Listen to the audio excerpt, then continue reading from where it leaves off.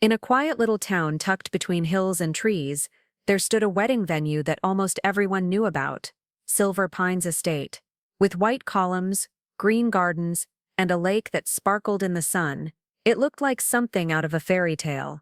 If people could afford it, this was where they wanted to say, "I do." The estate was owned by Gerald Whitman, an older white man with silver hair and a stiff smile. He'd run the place for over 20 years and was known for being old school. Some said he liked things done a certain way. Others said he just didn't like change. Not long ago, a young couple moved into town, Tasha and Marcus, two kind, hard-working people who had just gotten engaged. They were full of joy, always laughing together, and planning the life they'd waited years to build. When Tasha saw Silver Pines online, her eyes lit up. "This is it," she whispered. "This is our dream." Marcus smiled and agreed, so they called to book a tour. They couldn't wait to see it in person. But neither of them knew that their dream venue might come with a cost they weren't prepared for. Tasha wore a soft yellow dress, and Marcus put on his nicest button-up shirt. They wanted to make a good impression.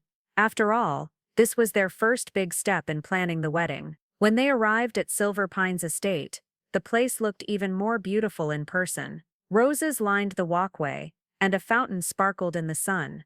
Tasha held Marcus's hand, smiling. But when the front door opened, the mood changed. Gerald Whitman stood there, tall and stiff, with a tight smile that didn't quite reach his eyes.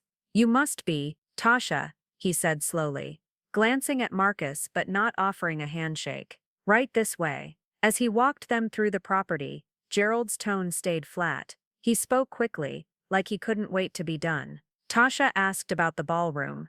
Gerald answered with short replies. Marcus asked about the outdoor setup.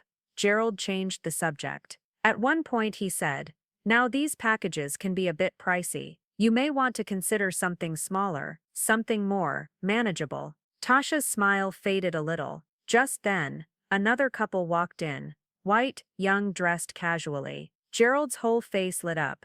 "Welcome," he said warmly. "Take your time, folks." Tasha and Marcus exchanged a quiet look. They felt it, even if he didn't say it out loud. When the tour ended, Gerald handed them a brochure without making eye contact. "Let me know if you're serious about booking," he said. Back in their car, Tasha sat silently for a moment. "Did you feel that?" she asked. Marcus nodded. "Yeah, I did." A few days later, Tasha sat at the kitchen table, her laptop open, and heart full of hope. She had picked their wedding date, early fall, when the leaves would turn orange and gold, and she was ready to lock it in. She called Silver Pines Estate, her fingers trembling a little, with excitement. "Hi, this is Tasha Monroe. My fiancé and I toured the venue last week. I'd like to book the space for October 15th. There was a pause, then Gerald's voice came on, cool and dry. "I'm sorry," he said. "That date's already taken." Tasha blinked. "Oh really? Okay, thank you anyway." She hung up, but something didn't sit right. That pause before he answered, it was too long, too fake. Minutes later, she texted her friend Lindsay, who worked with her at the hospital. Lindsay was white, cheerful, and always down to help. Tasha asked her to call the venue and ask about the same date. 5 minutes passed. Then her phone buzzed. Lindsay's message read, he said, "It's wide open. Wants to email me a contract today. Want me to forward it to you?" Tasha stared at her screen. Her stomach dropped. Her hands shook as she showed the message to Marcus, who had just walked in from work. He read it once, then again. His jaw tightened, but his voice stayed calm. "He lied to your face." Tasha nodded, eyes filling with tears. "He didn't want us there." The truth was painful, but clear. Gerald Whitman hadn't turned them away, because the date was full. He had done it because of the color of their skin. Marcus sat beside her and took her hand. "We're still getting married there," he said, his voice low but firm. Tasha looked up at him. "How?" He gave her a small knowing smile. "We'll show him who we are, but not the way he expects." Tasha didn't sleep much that night. Her mind kept going back to Gerald's voice, so calm, so sure she wouldn't question him. She felt angry, but also deeply hurt. Still Marcus's words kept replaying in her head. "We're still getting married there. The next day they called Jordan, Tasha's cousin. He was a wedding planner in a nearby city, smart, organized, and always ready to help family. After hearing the story, Jordan shook his head. "I've seen this before," he said. "People like him don't expect you to fight back." So they came up with a plan. They would book the venue, but not under Tasha's name. Instead, their white friend Emma would act as the bride. Emma agreed without hesitation. She'd handle the emails and phone calls, pretending the wedding was hers. Jordan helped with the paperwork, making sure everything looked perfect. Gerald wouldn't know the difference. To him, it was just another traditional wedding, on the very date he claimed was already full. 2 weeks later, the contract was signed. The deposit was paid. The venue was booked. Gerald sent back a cheerful reply. "We're happy to host your big day at Silver Pines." Tasha stared at the email for a long moment, then smiled. Not out of joy, but quiet victory. She wouldn't shout. She wouldn't scream. She'd let the truth speak for itself. On her wedding day, the sun rose gently over Silver Pines estate, painting the sky in soft pinks and oranges. It was a perfect fall morning. Birds chirped in the distance. The garden was dressed in white roses, chairs lined in perfect rows, and the lake shimmered in the background. Gerald stood near the entryway, sipping coffee and glancing at his clipboard.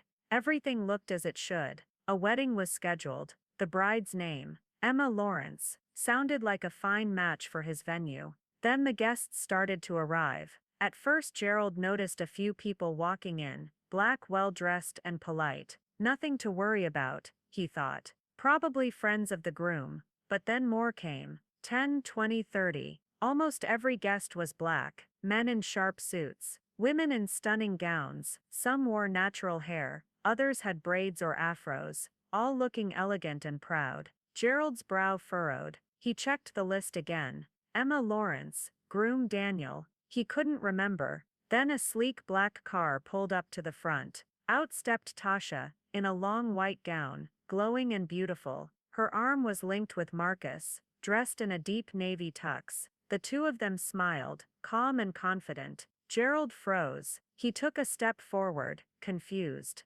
"Excuse me, this is a private event. I think there's been a mix-up." Tasha turned to him, smiling gently. "No mistake, this is our wedding." Marcus nodded politely. "Thanks for having us, Gerald." Gerald's mouth opened, but no words came out. Behind them Jordan, the planner, waved. "Everything's going great, Gerald. Your team's been excellent." By now guests had started whispering. Phones were out. A few people were live streaming. Among the crowd were doctors, teachers, business owners, and one guest who caught Gerald's eye, a state senator, smiling as he greeted Tasha with a warm hug. Gerald's face turned pale. More cars arrived. One had the logo of a major news outlet. A popular black blogger, known for exposing racism, stepped out with a camera crew. It hit him all at once. This wasn't just a wedding. It was a message. Gerald had tried to keep this couple out. Now they were standing right at the altar, surrounded by love, wealth, influence, and power. And there was nothing he could do to stop it. As the music played, and the guests settled in their seats, the energy in the air began to shift. Something was happening, something bigger than just a wedding. Gerald stood near the entrance, trying to keep his composure. His staff whispered around him, unsure what to do. This wasn't the couple he thought he booked. And now, he couldn't hide it. Too many eyes were watching. Near the front row, the well-known blogger, Kenya Brooks, held up her phone, filming everything. Her voice was clear and confident. "Y'all, this is Silver Pines Estate. The same place that told my friend Tasha her date was already taken. Yet somehow, here we are." Whispers turned into quiet gasps. From the side, Lindsay, Tasha's white friend, stepped forward. Her voice trembled, but she stood tall. "I called right after Tasha was told the venue was booked. Gerald told me the date was available. He didn't know I was working with her." People turned to look at Gerald. His face was tight, jaw clenched. Still he said nothing. Then Emma walked over, holding a copy of the contract. "I signed the papers for Tasha because Gerald wouldn't take her seriously. We had to lie to be treated fairly." A quiet buzz rippled through the crowd. Even the senator looked uncomfortable. Gerald finally spoke, his voice low and shaky. There must have been a misunderstanding, but no one believed him. Kenya spoke again, her camera still rolling. It wasn't a mistake. It was racism, plain and simple. And now the world's watching. Gerald turned away, his hands shaking. The ceremony went on.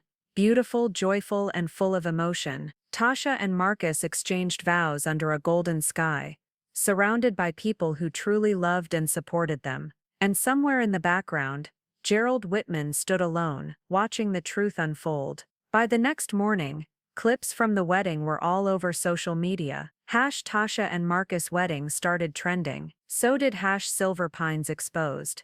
The video of Gerald lying about the date, the confession from Emma, and Lindsay's testimony spread fast. People were outraged, comments poured in. News stations picked up the story. Former customers of the venue came forward with their own stories. Some had been treated unfairly too. Within days, Gerald's business took a hit. Several weddings were canceled. A petition went out, calling for the venue to be boycotted. Sponsors pulled out of a bridal expo he was hosting. Reviews flooded in, most of them angry and disappointed. Gerald released a statement, calling it a misunderstanding. He said he never meant to offend anyone, but few believed him. His coldness, the tone in his voice, the patterns, it all told a different story. Meanwhile, Tasha and Marcus received letters and messages from couples all over the country. Some thanked them for speaking up. Others shared their own quiet battles with discrimination. A few even asked for wedding tips. Instead of holding on to anger, Tasha and Marcus chose a different path. They took part of their wedding gift money and donated it to a local youth group that helped young Black students prepare for college and leadership. They didn't want revenge, they wanted growth. And in the end, they got married exactly where they dreamed. Not because someone allowed them to, but because they made it happen on their terms. Sometimes racism doesn't shout, it whispers. It hides behind fake smiles, polite voices, and locked doors. But when people stand together, when they refuse to be silent, those doors can be opened, and the truth comes pouring out. Tasha and Marcus didn't just have a wedding, they made a statement, a quiet, powerful one. They showed that love doesn't need permission, and dignity doesn't beg. It stands tall, even when it's not welcomed. In the end, they didn't just change their own story, they helped change the story for others too. If this story moved you, or opened your eyes, don't forget to like the video, leave a comment sharing your thoughts or experiences, and subscribe for more powerful real-life stories that expose truth and inspire change. Your voice matters, let it be heard.